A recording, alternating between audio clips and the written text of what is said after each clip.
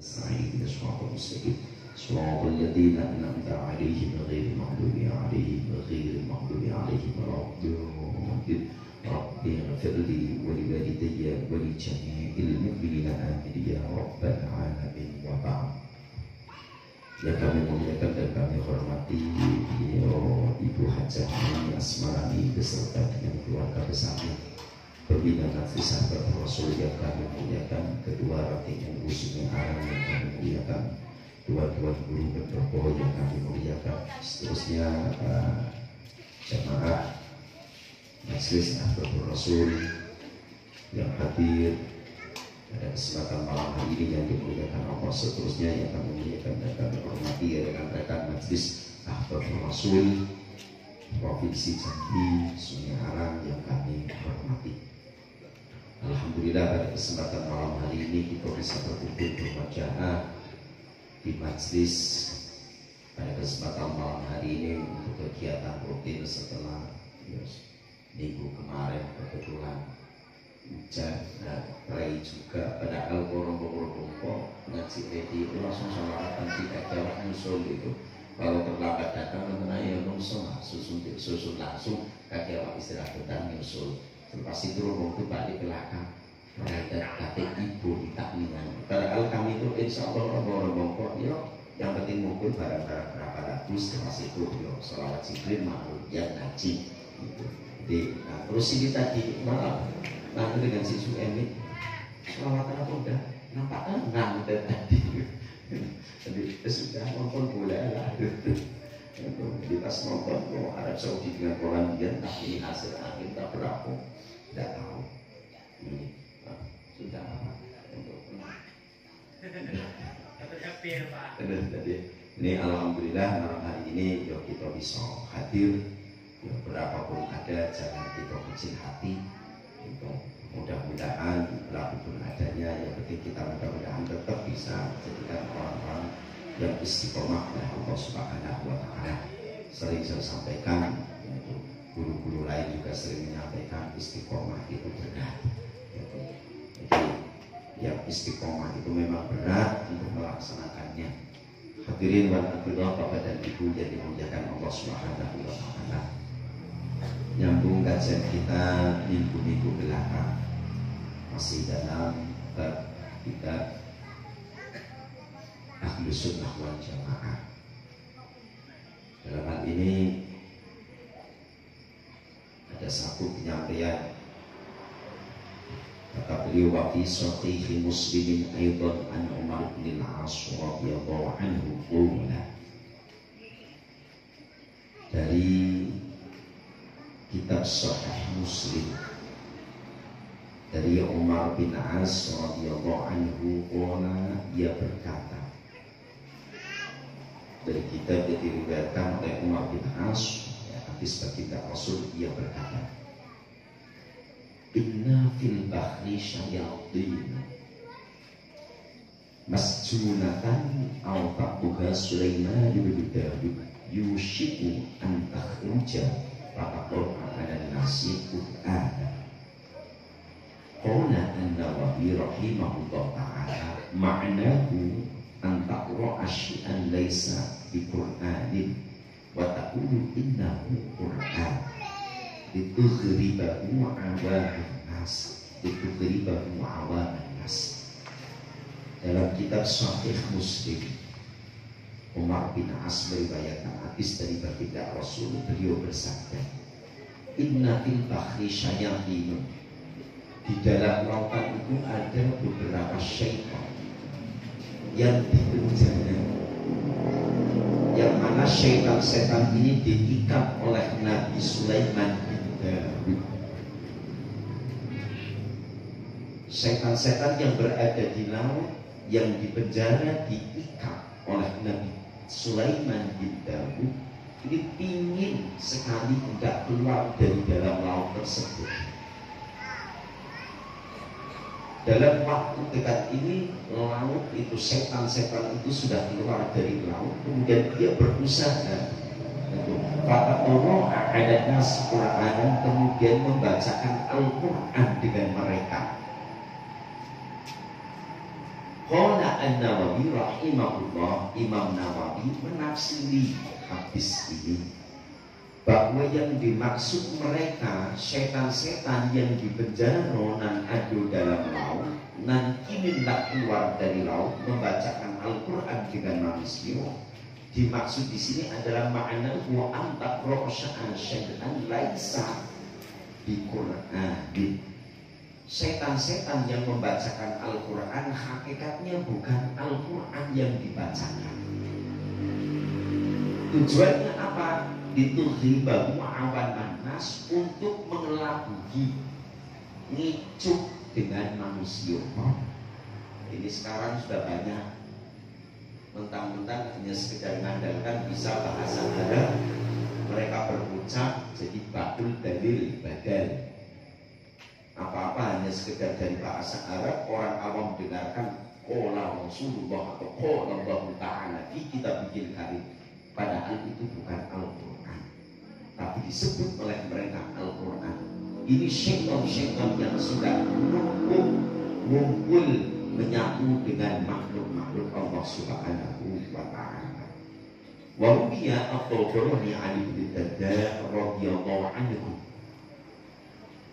Riwayat Imam Tabrani meriwayatkan satu hadis dari Ibnu Darda, baginda Rasul Muhammad sallallahu alaihi wasallam, ia berkata, ia bersabda, inna akhwafa ma akhafu ala ummati al-a'immah al-mudilluna. Jadi beliau menyampaikan dari riwayat Imam Tabrani dari Ibnu Darda, ia menyampaikan bahwa baginda Rasul menyampaikan dalam satu penyampaiannya. Jadi Imam Abu Darda, beliau Abu Darda menyampaikan, baginda Rasul berfirman, bersabda, sesungguhnya yang paling aku khawatirkan dari umat-umatku adalah ada ummati al-a'immah al-mudilluna, yaitu para pemimpin-pemimpin yang menyesatkan. Jadi yang paling dikhawatirkan oleh baginda Rasul Muhammad sallallahu alaihi wasallam adalah para pemimpin yang menyesatkan. Para pemimpin-pemimpin yang memberikan hukumnya tapi bisa menyesatkan orang lain. Makanya ini mohon maaf, dengan adanya Piala Dunia itu kan ada 10 negara minta LGBT itu dipatenkan. Dan kalau sekiranya kalau LGBT ini dikatakan sudah kodenya itu, ya yang berbahaya. Tapi alhamdulillah dengan adanya Piala Dunia di Qatar ini sudah tidak sedikit kaum mereka yang mu'alaf masuk Islam juga tidak sedikit. Tapi di samping itu ada mereka yang minta LGBT itu dilegalkan. Di sini kalau sementara kelompok sempat ini dilegalkan, ini berarti para pemimpin-pemimpinnya ini yang berbahaya. Jadi yang paling dikhawatirkan oleh baginda Rasul adalah para pemimpin yang menyesatkan, sesat dan menyesatkan. Ini yang paling dikhawatirkan oleh baginda Rasul Muhammad sallallahu alaihi wasallam. Wa al-Imam Ahmad an Umar radhiyallahu anhu. Diriwayatkan dari Imam Ahmad dari Sayyidina Umar radhiyallahu anhu. Inna akhwafa ma akhafu ala ummati kullu munafiqin aliyul lisan. Dikata baginda Rasul, inna akhwafa akhafu ala ummati kullu munafiqin, itu kullu munafiqin aliman lisan. Kata baginda Rasul, yang paling aku khawatirkan terhadap umat-umatku adalah itu. Dari siapa? Ala ummati kullu munafikin atau kullu munafikin. Ini yang paling dikhawatirkan oleh baginda Rasul adalah tiap-tiap orang munafik yang alimul lisan, yang lisannya pandai berbicara. Dia paling dikhawatirkan. Yang paling dikhawatirkan oleh baginda Rasul yang selanjutnya yaitu orang-orang munafik yang pandai berbicara. Dan Imam Nawawi menyampaikan rahimahullah ta'ala ay kafiru alimil lisan jahilul qalbi wal amal. Yang dimaksud dengan orang munafik yang alim lisannya, mereka ini adalah pandai retorika berbahasa. Makanya kemarin juga saya sampaikan, sering juga saya sampaikan, untuk termasuk tanda akhir zaman sekarang itu adalah kathirul khutbah qalilul ulama, banyak tukang ceramah, ulamanya sedikit. Jadi yang paling dikhawatirkan itu adalah orang-orang munafik.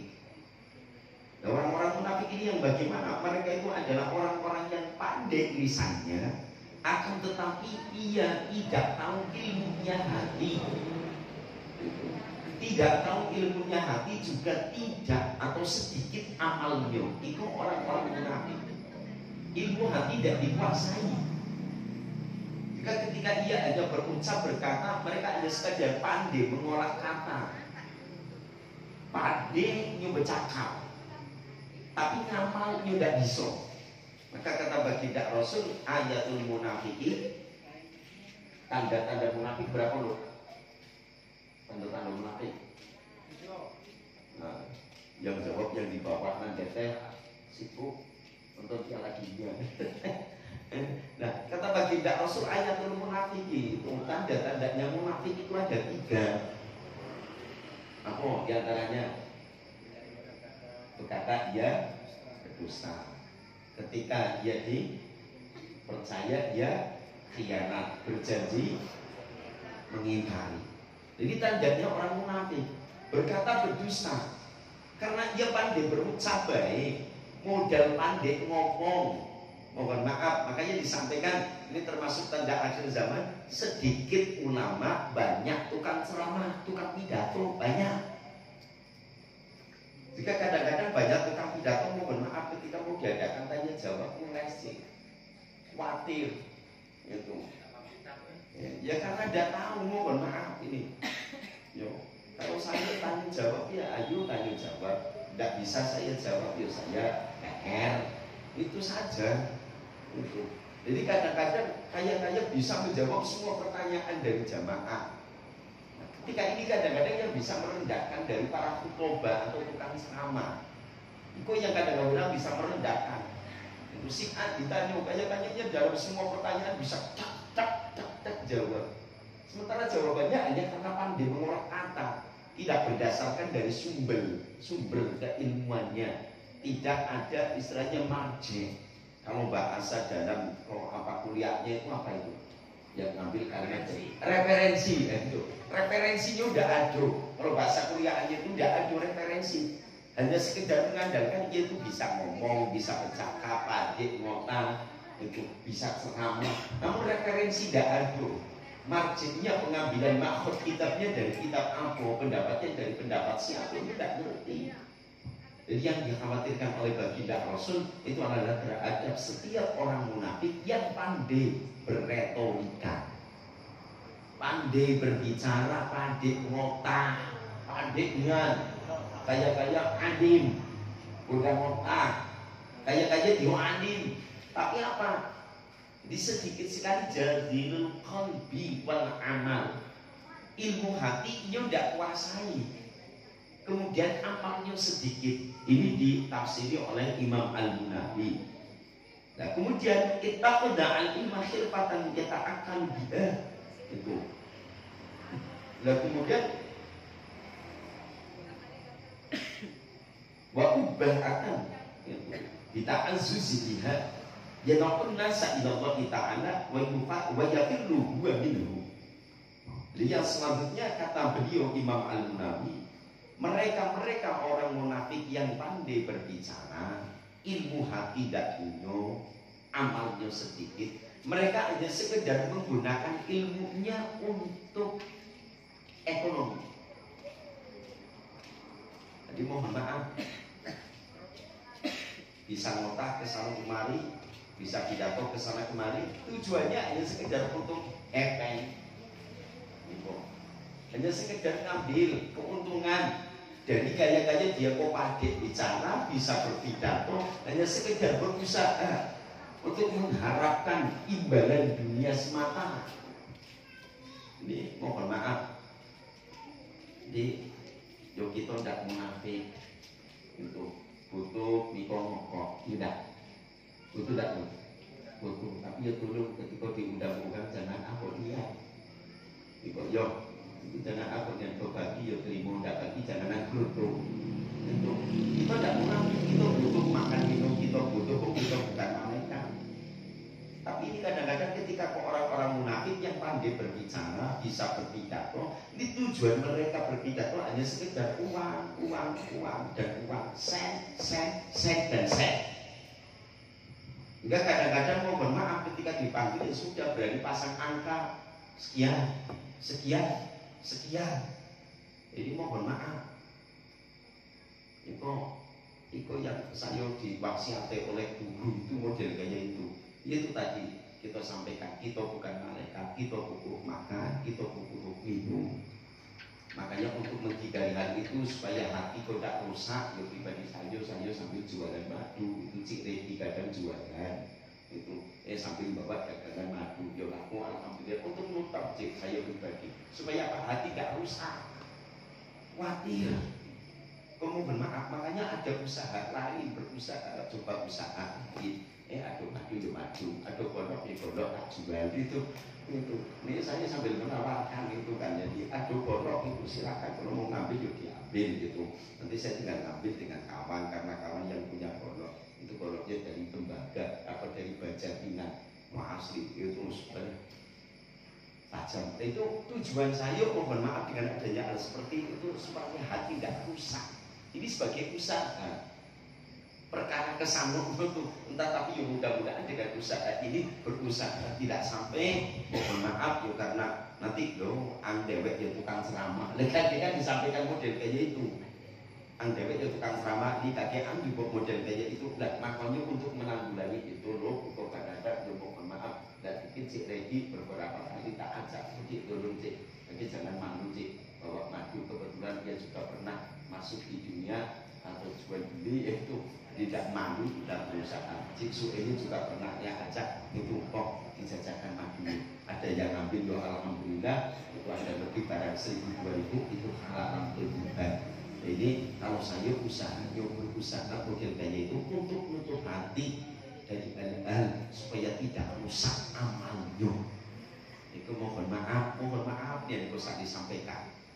Ada khawatir kagak ada penceramah gara-gara diundang ke situ, yo amplopnya pipihnya, yo ditundak lain ditandai, ditundak awak, iya langsung, mau ditunda ke dusun itu, yo balik pipihan, yo untuk minyak beda untuk ingat conteng, dakkan awak nanti boleh kemana, hidup aja, ya Allah Rabbi Karim, itu mohon maafnya kok saya sampaikan ini kebetulan babnya bab Iko, makanya saya sampaikan. Makanya dengan tadi juga model kayak itu, kita tidak munafik, butuh makan, untuk minum, yang sifatnya merokok juga kadang masih butuh rokok. Makanya kata saya yuk ketika adu rokok saya yuk bareng-bareng, tidak adu sama-sama dicari. Setuju bro? Modelnya kayak itu, tidak adu sama-sama dicari. Jadi kata beliau Imam Al-Munawi, beliau menyampaikan, jadi mereka berusaha hanya menggunakan ahli retorika dalam berbicara, pandai berpidato, tapi mereka tujuannya tiada lain, tidak untuk syiar agama, tidak untuk syiar dakwah, tapi mereka bertujuan hanya sekedar untuk mengambil keuntungan atau hanya sekedar untuk urusan duniawi. Dan mereka sedikit sekali amalnya. Yada'un nasa ilallah ta'ala wa yataddu wa minhu. Ngajak orang lain untuk menyembah Allah, untuk dekat dengan Allah, sementara dia malah jauh dari Allah. Ini orang-orang munafik. Ngajak dekat dengan Allah, tapi sementara dia berbalik jauh dari Allah. Ini orang-orang munafik. Kalau bahasa, mohon maaf, kalau bahasa Belandanya kata Kiai Soleh itu jargoni, bisa ngajar tapi tidak bisa ngelakoni. Itu. Jadi cakap bisa itu, bukan saroni ya. Itu jargoni, bukan sarkoni juga bukan. Itu kan jargoni bisa ngajar tapi tidak bisa mengerjakan.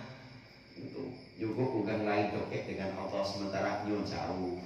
Itu. Yugo ugang lain berbuat baik, di muka ugang lain nyo baik, tapi ketika tidak nampak ugang nyo berbuat jahat. Ini orang-orang munafik. Ini yang paling dikhawatirkan oleh baginda Rasul Muhammad sallallahu alaihi wasallam.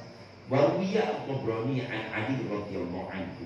Diriwayatkan dari Imam Tabrani itu dari Sayyidina Ali karramallahu wajhah, inni la atakhabbatu min ummati mu'minan wa la musyrikan.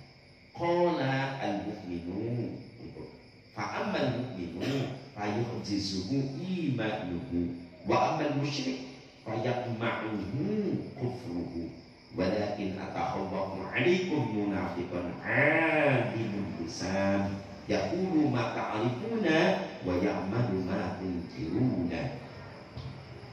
Dari riwayat Imam Tabrani dari Sayyidina Ali karramallahu wajhah, dari Sayyidina Ali karramallahu wajhah yang menyampaikan inna akhwafa ma akhwafu ala ummati kullu munafiqin alimul lisan. Dikata baginda Rasul itu menurut hadis yang diriwayatkan oleh Sayyidina Ali karramallahu wajhah, baginda Rasul bersabda, sesungguhnya dikata baginda Rasul, aku tidak mengkhawatirkan umatku dari ancaman orang-orang mukmin.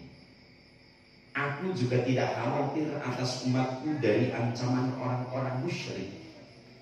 Adapun orang mukmin itu ia bisa dengan imannya akan mencegahnya. Sedangkan orang-orang musyrik itu kekafirannya akan menghalanginya.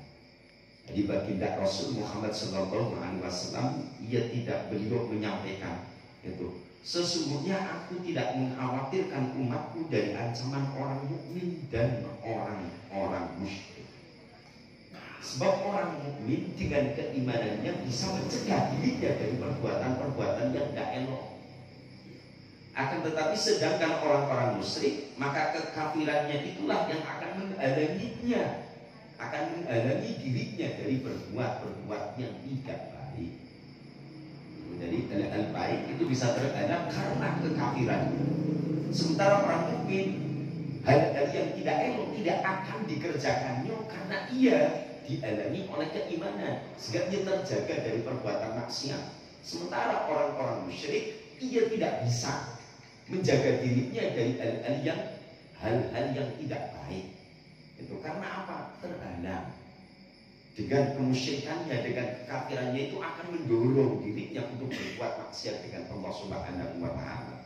Enggak, baginda Rasul menyampaikan itu yang selanjutnya, akan tetapi aku mengkhawatirkan kalian dari ancaman orang-orang munafik yang pandai berbicara. Walakin, kata baginda Rasul, akan tetapi saya amat sangat khawatir, itu kata baginda Rasul. Walakin atakhawafu alaikum munafiqun alimul lisan. Akan tetapi saya khawatir atas kalian wahai umat-umatku dengan orang-orang munafik yang pandai berbicara, hanya pinter berretorika, pandai bercakap, pandai ceramah, cuma itu. Saya khawatirnya ke situ, ini kata baginda Rasul. Itu dia mengatakan apa itu?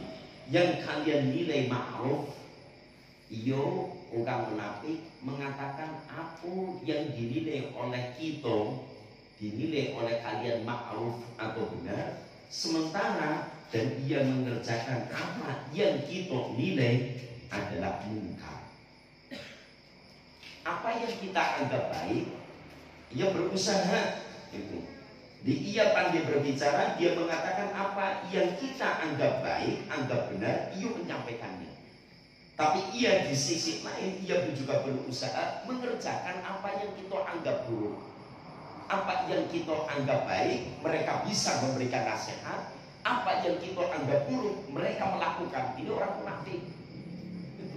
Jadi ketika ceramah hebat, perintah-perintah Allah, perintah-perintah Rasul disampaikannya. Akan tetapi apa yang kita anggap maksiat mereka kerjakan, apa yang kita anggap haram mereka kerjakan. Ini orang munafik yang hanya sekedar pandai berretorika, bisa bercakap baik, bisa ceramah baik, tanpa didasari dengan ilmu hati dan sedikit amalnya. Kemudian dari hal ini kata baginda Rasul dalam kitab beliau Khatul Syekh menyampaikan waqula wa an Ziyad bin Khudair rahimahullah ta'ala qawla. Dari Ziyad itu bin Khudair rahimahullah ta'ala qawla, ia berkata, qala li Umar bin Al-Khattab radhiyallahu anhu hal ta'arifu ma yahdimul Islam? Qultu la. Kata Imam Ziyad bin Khudair, ia berkata, saya pernah ditanya oleh sahabat Umar bin Khattab. Di sahabat Umar bin Khattab bertanya ke Ziyad. Pertanyaannya, hal ta'rifu ma yahdimul Islam? Apakah kamu tahu Ziyad hal-hal yang bisa merusak Islam, merobohkan Islam, menghancurkan Islam? Dijawab oleh Ziyad, faqultu la, saya tidak tentu Umar. Maka kata Sayyidina Umar, qala yahdimuhu zallatul alim wajadahul munafiq bil kitab wa hakamul a'immah al-mudillin. Kata Sayyidina Umar, yang akan merusak Islam itu ada 3 perkara. Ini kata Sayyidina Umar. Yang pertama adalah kekeliruan orang alim. Karena kekeliruan orang alim, disabkan yadhimu zallatul alim. Yang pertama, rusaknya Islam karena kekeliruan bukan alim. Bukan alim yang keliru berfatwa, bukan alim yang mohon maaf ketika mereka dengan kealimannya hanya sekedar untuk menghasilkan urusan-urusan dunia sebagai belaka. Tidak tujuan syiar, tidak tujuan untuk menyampaikan agama Islam, tapi tujuannya adalah karena harta benda. Itu karena kekeliruan bukan alim. Itu yang pertama. Yang kedua disampaikan oleh Sayyidina Umar, yang bisa merusak Islam adalah wajadahul munafiqin. Yang kedua kata Sayyidina Umar adalah perdebatan orang-orang munafik yang menggunakan Al-Quran. Debatnya orang-orang munafik itu menggunakan Al-Quran, tapi hanya sekedar untuk memenangkan pendapatnya sendiri. Kalau dalam bahasa lainnya itu adalah dengan ilmu manteknya bisa berbicara, itu dengan politiknya, hanya sekedar untuk memenangkan dalam debat. Maka belajar ilmu mantek itu bisa jadi wajib, bisa jadi haram. Karena hanya sekedar untuk debat supaya menang. Saya dengan si ready debat itu. Nah, saya orang munafik berusaha menggunakan dalil ayat Al-Quran tapi supaya saya menang. Saya dalil, baca arti baik. Mohon maaf, saya dalil dengan perempuan. Itu. Karena senang dengan poligami, artinya dalil sampaikan dengan perempuan. Al-jannatu tahta aqdabil ummahati. Surga itu berada di bawah apa namanya? Al-jannatu tahta aqdabil ummahati. Surga berada di bawah telapak apa? Dan itu. Aduh itu Ustaz Dakib Tiyah itu. Kip, al-jannatu tahta aqdamil ummahat, artinya surga berada di bawah telapak kaki ibu. Nah, ini kalau dibahas dengan secara dalil nahwu salah sih. Nah, ini saya debat dengan orang, dengan ibu-ibu umpama kok al-jannatu tahta aqdamil ummahati, artinya surga berada di bawah telapak kaki ibu. Salah. Artinya al-jannatu ada surga itu tahta aqdamil ummahat, berada di bawah beberapa telapak kaki beberapa ibu-ibu. Lalu telapak kakinya 2 apa banyak? Yanis. Ini saya debat ini dengan ibu-ibu. Tujuannya supaya menang. Itu. Surga berada di bawah telapak kaki ibu. Ini sabda Rasul. Tapi kalau ditengok artinya, kalau arti aqdamun ini artinya beberapa telapak kaki sih. Bukan cuma 2 telapak kaki ibu. Surga berada di bawah telapak kaki ibu. Kalau redaksinya artinya seperti itu, maka hadisnya yang benar bukan tahta aqdamil ummahat, tapi surga berada di bawah tahta qodami ummi, berada di bawah telapak kaki ibu. Itu baru tepat. Nah, ummi 1 ibu, ummahat beberapa ibu. Rasul menyampaikan tahta aqdamil ummahat, berada di bawah beberapa telapak kaki beberapa ibu. Dan saya debat dengan hadis ini supaya saya menang,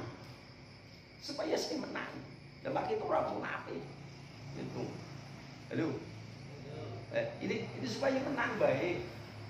Nanti dibawa sama cucok balik untuk untuk debat dengan istri kok ngomong supaya waktu rumah tangga lain itu. Surga berada di bawah telapak kaki beberapa ibu di bawah Adam, itu artinya beberapa telapak kaki Kalau kodamun itu satu telapak kaki atau hanya sekedar punyanya satu orang ibu. Ummahat itu beberapa ibu. Kalau ummi satu ibu. Nah, kalimat hadisnya tahta aqdamil ummahat, berada di bawah beberapa telapak kaki beberapa ibu-ibu di surga. Berarti ibunya banyak udah. Halo. Laki kita berapa bini? Berujian. Sudah sesuai dengan hadis ini. Nah itu hanya sekedar ingin menang nyobain, maka salah. Ini sama. Itu.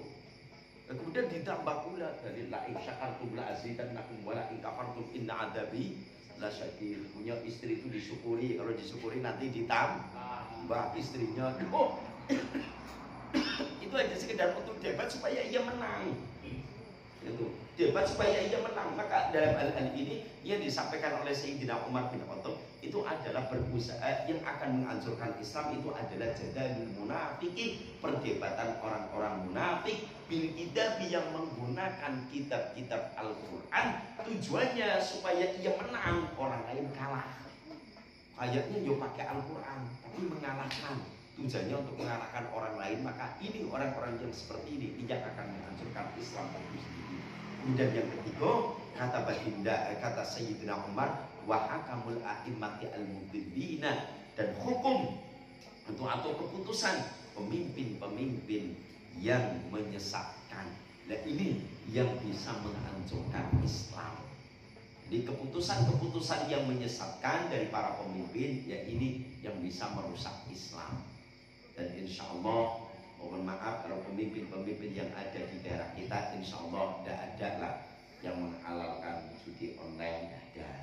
Yang menghalalkan, ya mohon maaf, makanya kan kemarin marah gitu ya si Apo, gara-gara itu yang apa itu, yang untuk minta untuk dihalalkan sampai marahnya. Jika kamu sampai sebab model kayak itu, ya khawatir. Maka ketika kau ada pemimpin-pemimpin yang memberikan keputusan-keputusannya, itu pemimpin yang zalim, maka ini bisalah hancur Islam.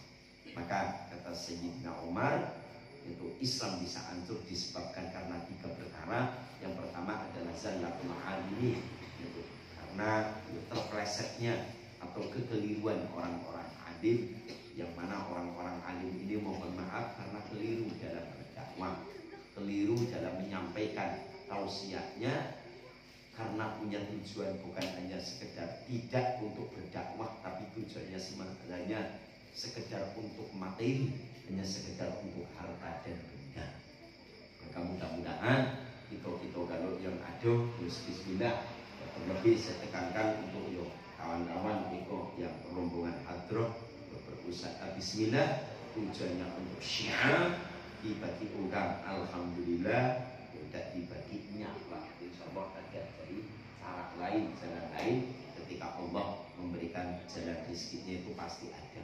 Wa man yattaqillah yaj'al lahu makhrajan wa yarzuqhu min haitsu la yahtasib. Itu di orang-orang yang bertakwa, ini ayat 1000 dirham katanya. Wa man yattaqillah yaj'al lahu makhrajan. Siapa orangnya yang takwa dengan Allah, Allah akan kasih jalan keluar. Wa yarzuqhu min haitsu la yahtasib, dan Allah akan memberikan rezeki kepadanya dari hal yang tidak bisa ia sangka, yang tidak dia duga-duga, tidak disangko-sangko. Aduh, baik rezeki. Insya Allah Cik Ronald lah ngalami dengan khidmah di majelis Iko, aduh lah gitu. Kanti-kanti santri tua insya Allah cukup lah ngalami. Ya Allah, yo karena dunia pokoknya badan Iko ke tempat pengajian, ya Allah, aduh baik. Di saat kita terpepet, aduh baik jalan dibagi oleh Allah. Kanti-kanti majelis insya Allah juga lah ngalami kepek. Pribadi awak juga lah ngalami.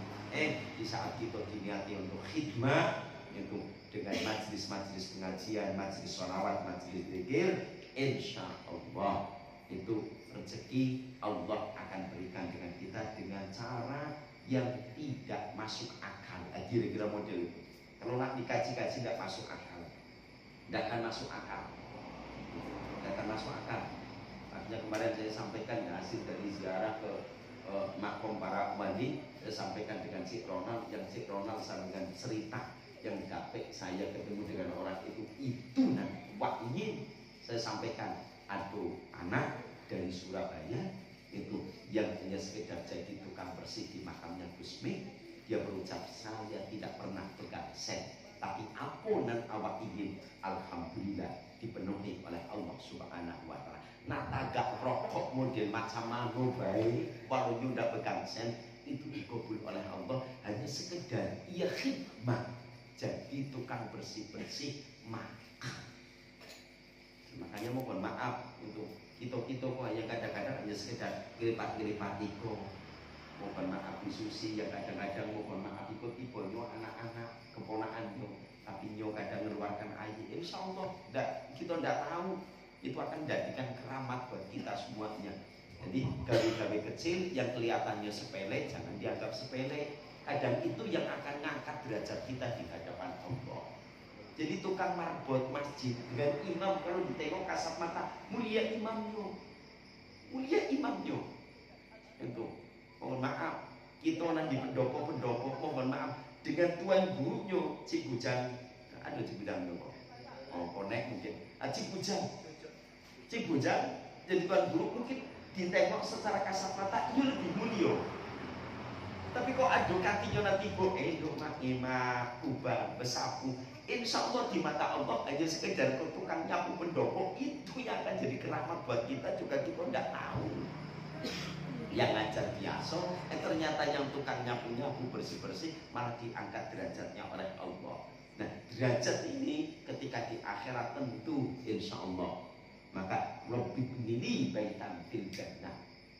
Ketika orang-orang itu minta, insya Allah akan dikasih itu bangunan dalam surga. Sudah berada dalam surga, tapi dikasih lagi kamar oleh Allah Subhanahu wa taala yang wujud kamarnya adalah VIP. Pokoknya kamar paling induk cocok. Kamar nomor cie dan lain tadinya sudah berada di tempat yang mulia, kamar yunan paling hidup. Iko kadang-kadang hanya sekedar dengan amalia yang kelihatannya sepele. Iko nang gadis-gadis nengoklah acara model koko kubang, tidak disuruh sama si Ronald sapu beli pet. Insya Allah itu yang akan ngangkat derajat niko. Mohon maaf kok rombong kok udah gadis pompe aku betigodok nomor 7 nih gadisnya.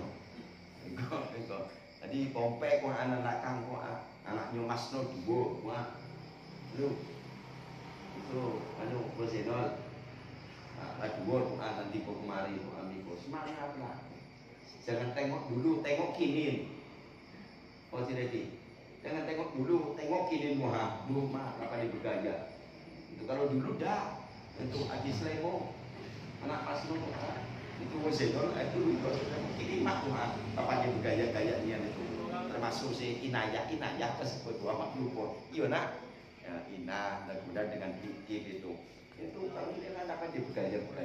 Ini alhamdulillah ini dari yo bareng itu dari Bumbu Jaya itu alhamdulillah ikut dikecil ini kan akhirnya nungguin depo mudah-mudahan kan lain itu tadi yang saya sampaikan kita tidak perlu kecil hati yuk kita tetap muslimun itu ngemak kanti tidak tiba jangan pula suudon mohon maaf project tidak tiba sambil tidak tiba ya jangan suudon kita usahakan sama dengan adanya musibah yang ada di Cianjur itu kita juga jangan suudon. Kalau beritanya sudah nyampe ke Cik Ronald, beritanya sudah nyampe ke Cik Ronald. Jadi tinggal kita tidak berdoa langsung. Tidak perlu mikir oh yo macam dan beritanya karena mereka banyak mohon maaf yang berpaling dari Islam ada, tapi tidak perlu suudon. Kita tetap tidak berdoa itu dengan mereka berdoa. Punya donasi untuk meringankan beban yang kena gempa bumi di Cianjur, yuk silakan. Ini yang penting tidak perlu kita nak suudon dengan kanti lain, terlebih dengan sesama Muslim itu tidak perlu kita nak sudon, tapi kedepankanlah husnudon karena husnudon itu insya Allah akan menjadikan hati kita tentram. Tapi kalau suudon itu hanya sekedar akan menjadi penyakit dalam hati kita. Apapun dan digawe diungkap nampak hidup dan hidup mudah-mudahan kita tetap dan hidup nampak di mata kita mudah-mudahan kita lebih kedepankan sifat husnuzon terhadap orang-orang itu insya Allah akan jadi pahala buat kita. Terima kasih. Iko kajian kita pada kesempatan malam hari Mudah-mudahan ada manfaatnya, khususnya untuk pribadi khotib, umumnya untuk kita semuanya. Jadi kita berusaha mudah-mudahan bisa terhindar